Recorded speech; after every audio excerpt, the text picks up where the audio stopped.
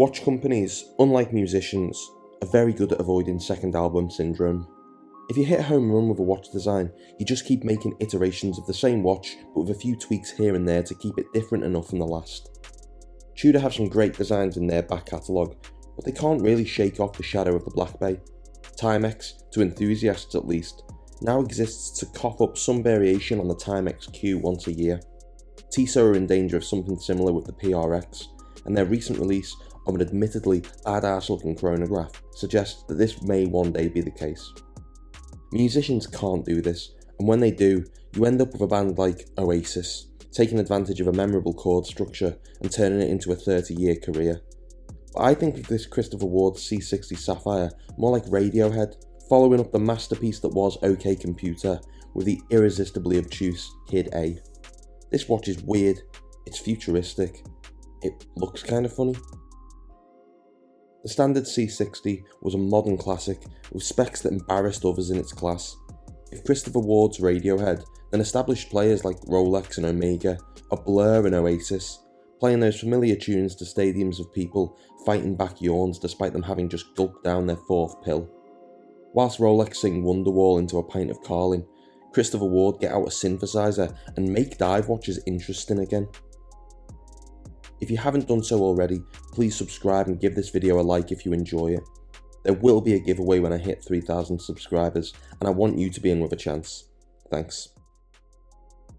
I should say here that the Rolex Submariner is a grail of mine, so whilst I might be unfavourably comparing Rolex to Oasis, I actually love both What's the Story Morning Glory and Kid A. Despite what people on the internet say, you can like two things that might seem diametrically opposed. It's possible to love somewhat dull looking watches, and watches with a dial like this C60 Sapphire. This is on loan to me from Christopher Ward themselves, hence the paid promotion thingy. But that won't have any impact on what I've written, and I'm now saying to you here. First, let's get the specs out of the way. Like many of you, my dive watch sweet spot is 40mm, so this wears just about perfectly on my 6.5 inch wrist. The 47mm lug-to-lug measurement means even on this CW branded hybrid rubber strap, my Princess Peach wrists can pull it off. Not that I'm going to be pulling this off anytime soon. This strap is as comfortable on my wrist as an Etonian is on a Parliament backbench, and they sometimes are pulling something off. Speaking of repetitive movements, in this piece, it's the Swiss-made automatic Sellita SW200. It's pretty much a given in watches costing anywhere from £500 to £2,000. Happily, the 60-month guarantee Christopher Ward provides you with gives you the peace of mind that, should you go a little too hard when pulling this off, you'll be covered. By their warranty, that is. If you do bash it about, you're bashing about an absolute unit. Much like myself in year 9, this is a chunky boy. At 13.6mm, you'll notice its presence when you look down at it on your wrist. But when you do notice it, you'll notice the light catcher case with its beveled, polished edges, which stand out against the brushed mid-case and bezel. There are so many different facets to this watch. There are the sleek, polished lines that run down the flanks of the case, the polished rim of the 120-click bezel, which we'll get to shortly, and even the shimmer of the flat sapphire crystal as its slightly raised edge meets said bezel. As you can see from my footage, the finishing of the case is exceptional for a watch costing less than £1,000, with the transitions between the different finishes absolutely flawless. On this hybrid rubber strap, it'll set you back £860. I've tried the C60 and the Sealander GMT on their respective bracelets, complete with an on-the-fly adjustment clasp, and they are worth stumping up the extra for. They use a virtually identical clasp to Zelos do on their Swordfish and Mako models, so if you're familiar with those, you'll like the C60 clasp too. But the clasp wouldn't be the only tactile element I'm fond of here. Let's get onto the bezel. And my girlfriend can tell when I'm talking about dive time bezels. My lips move. This one is, well, listen for yourself.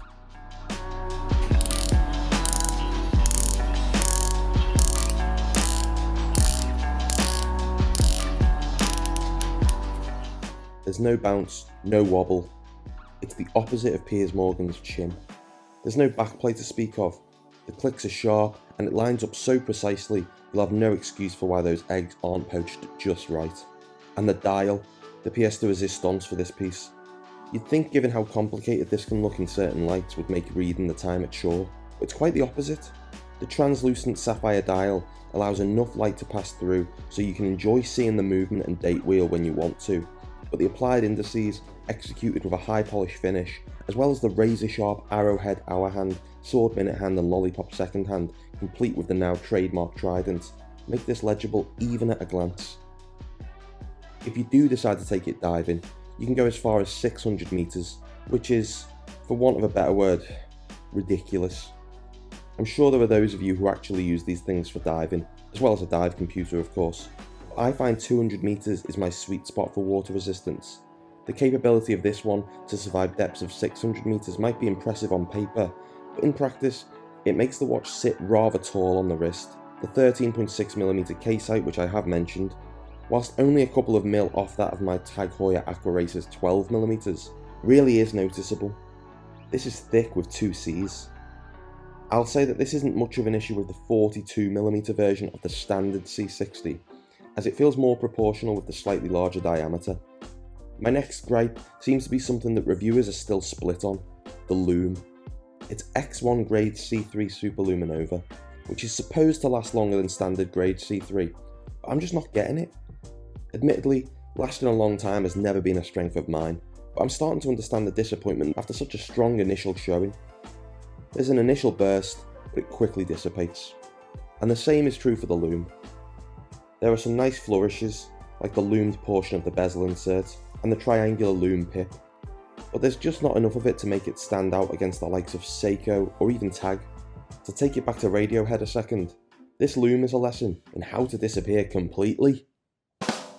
Come on. Like I say, I'm not going to be taking this to the depths it's capable of, so these are relatively minor gripes when considering a watch that is as dynamic and interesting looking as this one. Even the logo, the logo. I don't want to get into the debate on this, and Christopher Ward appeared to be adapting the twin flags logo more and more with recent iterations, and ditching the cursive altogether. But personally I like it. It feels balanced, and the touches of red give the watch some character. All in all, the C60 Sapphire is an example of having, more or less, everything in its right place. Not even for that one. Come on. Other than those 2 gripes, this is pretty much all I need in a diver. It's well finished, incredibly well built, and is priced accessibly, so no alarm and no surprises here. If you've been daydreaming about your next Swiss-made dive watch, I might be wrong, but this, for the money, is about as good as it gets. Okay, that's enough Radiohead puns. Just. If you liked the video and you want to see more, please hit the subscribe button and give this a thumbs up. I'll be doing a giveaway at 3,000 subscribers, which I'll announce in an upcoming video, and thanks again to Christopher Ward for loaning me this in. So what do you think of the C60 Sapphire? Would you take this over the standard C60? And go on, just because I'm nice, what do you think of the logo? And do you like the fact that they're now integrating the Twin Flags logo into more models on the dial? Let me know in the comments. Thanks for watching, and I'll see you in the next one.